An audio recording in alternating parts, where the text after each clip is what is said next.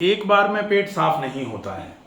नहीं, लैट्रिन लगती नहीं सर। लैट्रिन लगती नहीं है। लगती नहीं। जैसे एक बार मोशन जाते हैं हाँ, बस। तो थोड़ा आता है, हाँ बस। उसके बाद दोबारा लैट्रिन लगती ही नहीं है, लेकिन पेट में भारीपन रहता है। रहता है। हाँ, तो ये पेट में जो भारीपन रहता है, इसका मतलब है कि आंतों में जो मल है वो जितना नीचे की तरफ पहुंच गया था वो तो एक बार में थोड़ा बहुत निकल गया।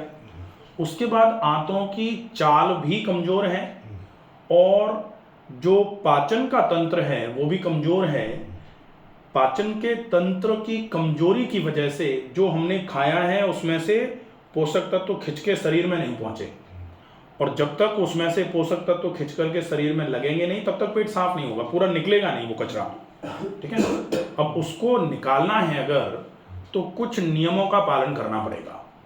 ठीक है, सबसे पहला नियम तो आप जैसे एक बार के लिए तो जो भी आंतों की दीवारों में चिपका हुआ मल या जो भी गंदगी है उसको एक बार तो निकाल के बाहर करो, और एक बार निकाल के बाहर करने में बहुत अच्छा फायदा कर सकती है।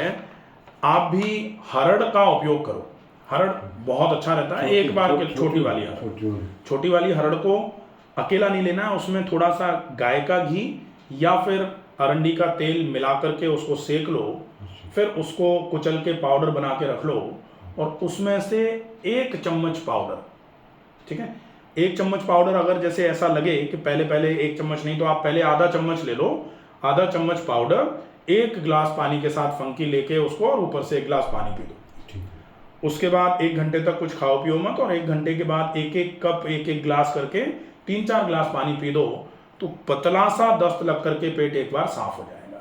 ठीक है, पहला काम। ठीक है, क्योंकि आंतों की चाल को बढ़ाने के लिए आंतों में भरे हुए मल को निकालना सबसे पहले जरूरी है। दूसरे नंबर पर अब बहुत आवश्यक है कि वो खाओ, क्योंकि पच नहीं रहा ना, इस वजह से नहीं निकल रहा। क्योंकि कब्ज का मतलब ये नहीं होता है कि एक बार आप जैसे हरड़ से पेट साफ हो जाएगा तो आपको मजा आएगा, तो आप रोज हरड़ लेना चालू कर दोगे तो फिर पाचन खराब हो जाएगा, फिर कमजोरी आ जाएगी। तो हरड़ का उपयोग केवल गंदगी निकालने के लिए, शुद्धि के लिए आप कर लो। 1-2 दिन करना है, 2 दिन मैक्सिमम 3 दिन। ठीक है, 3 दिन के बाद फिर हरड़ का उपयोग करने की आपको आवश्यकता नहीं है। उसके बाद फिर आप हल्का खाना खाओ।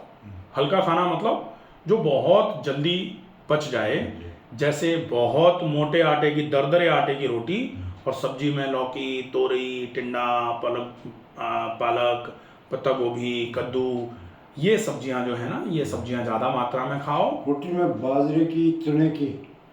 चना तो आप मत खाओ, क्योंकि चना तो पचेगा नहीं, चना तो भारी होता है पचने में, और बाजरा अब नहीं खा सकते क्योंकि अब तो नहीं, सब्जियों में तो बाजरा, और उसके थोड़े दिन बाद में मक्की भी नहीं खाओ। मक्की भी नहीं खाओ। आप तो गेहूं की ही मोटे आटे की रोटी खा लो, वो आपके लिए चलेगी, और या फिर ज्वार खा लो, ज्वार अच्छा रहेगा। मोटा आटा रहे, दरदरा, उसकी रोटी बनवा के खाओ, सब्जी ज्यादा मात्रा में। और चूंकि जैसे दांतों में कमजोरी है या दांत तो है नहीं है, अब लोग कहते हैं कि दांत तो है नहीं, चबाएं कैसे? तो अगर चबा नहीं सकते तो मुंह में चला के खाओ। जितना मुंह में चलाओगे उतना ज्यादा आराम मिलेगा। ठीक है, अब ये विशेष ध्यान रखना है कि खाने में दोपहर का जो खाना है उसमें रोटी, सब्जी, दाल, चावल, जो भी खाना है पूरा दोपहर में खा लो। शाम का खाना आप बिल्कुल हल्का फुल्का, मतलब या तो वेजिटेबल दलिया या वेजिटेबल खिचड़ी खा लो, तो वो बढ़िया रहेगा। अच्छा, दूध से थोड़ा सा परहेज करो। अगर दूध लेना ही पड़े तो गाय का दूध, और उसमें भी थोड़ी सी सौंठ का पाउडर मिला दो। ठीक है, तो वो चल जाएगा दूध। अब पानी पूरे दिन में कम से कम 2.5 से 3 लीटर पीना है।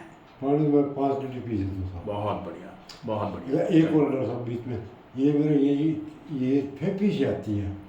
हाँ, जीभ सूख जाता है, जीभ सूख जाती है, वो इसलिए आ रही है क्योंकि कहीं ना कहीं वो जो अभी अपन बात कर रहे थे ना कि नाक बंद रहती है, मुंह से सांस भरते हैं, तो मुंह से सांस भरते हैं तो मुंह सूखता रहता है बार बार।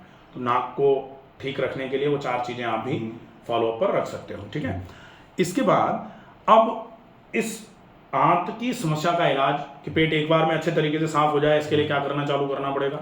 तो ये 2 चीज़ें तो हो ही गई, पहले हरड़ का उपयोग कर लिया, फिर हल्का खाना खा लिया।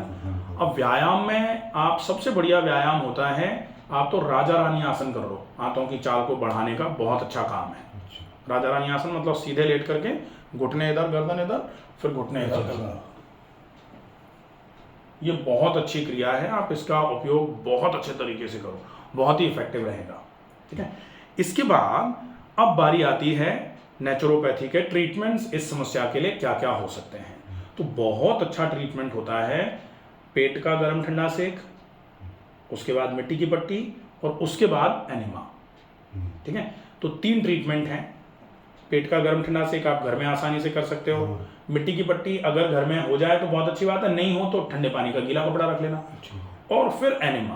तो एनिमा पहले तो आप यहाँ जैसे 10 दिन है तो 10 दिन तो यहीं कर लेंगे, उसके बाद घर जाकर के सप्ताह में 2 दिन लेना पड़ेगा, पहले 3 महीने तक। उसके बाद सप्ताह में 1 बार एनिमा आप रेगुलर चालू रख लेंगे। ठीक है, उससे क्या होगा कि 7 दिन में जो आंतों में गंदगी जमा होगी वो 1 बार में निकल जाएगी, और फिर थोड़ा बहुत आप व्यायाम कर रहे हैं, थोड़ा खाने पे ध्यान रख रहे हैं, उससे आंतों की चाल धीरे धीरे करके बढ़ना चालू हो जाएगी, आंतों की ताकत बढ़ जाएगी। तो आंतें, जो आंतों में भरा हुआ मल है उसको फेंकने के लिए सक्षम होना चालू हो जाएंगी। ये तो कुछ चीज़ें हो जाती हैं। अब कुछ वो चीज़ें हैं जो नुस्खों के रूप में आप रेगुलर उपयोग में ले सकते हो। सबसे पहला नुस्खा जो आपके लिए बहुत ज़रूरी है वो है ऑयल पुलिंग। ऑयल पुलिंग आपके लिए आंतों की चाल बढ़ाने का काम करेगी, पेट 1 बार में साफ करवाने का काम करेगी। तो ऑयल पुलिंग मतलब 1 चम्मच सरसों का तेल मुंह में भर के बहुत जोर से चलाना, और आप कोशिश करो 10 मिनट सवेरे 10 मिनट शाम को चला दो। बिल्कुल, इससे एक तो मुंह का सूखना जो है ना वो बंद हो जाएगा, इससे लार अच्छी मात्रा में निकलना चालू हो जाएगी, और इससे आंतों की चाल भी बढ़ जाएगी। आप 2 बार करो, 10 मिनट, एक बार में 10 मिनट, दिन में 2 बार कर लो, एक बार सवेरे कर लो और एक बार रात को सोने के पहले करो। ठीक है, बहुत अच्छा रहेगा पहला काम। अच्छा, दूसरा काम चबाना। आप ये मानो कि आप जितना चबा के खाओ, वैसे भी अपने पास अभी कोई काम नहीं है, अपन तो रिटायर्ड है, हाँ, तो 1 ग्रास को कोशिश करके आप तो 60 बार से भी ज़्यादा चबा दो। हाँ, क्योंकि अपने तो दांत भी नहीं है, दांत नहीं है तो पीसने में मुश्किल आती है, दांत तो पीसने का काम करते हैं, मसूड़े कैसे पीसेंगे?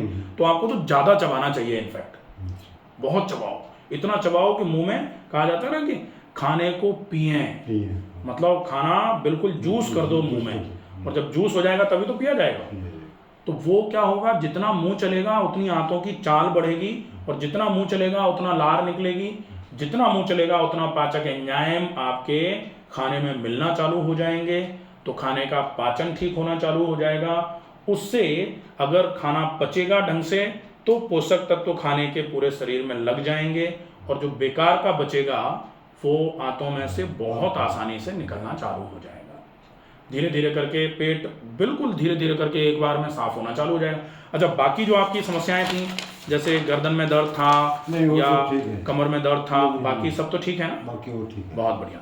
इसमें भी आपको बिल्कुल धीरे धीरे करके आराम हो जाएगा, बिल्कुल चिंता करने की आवश्यकता नहीं है। ठीक है।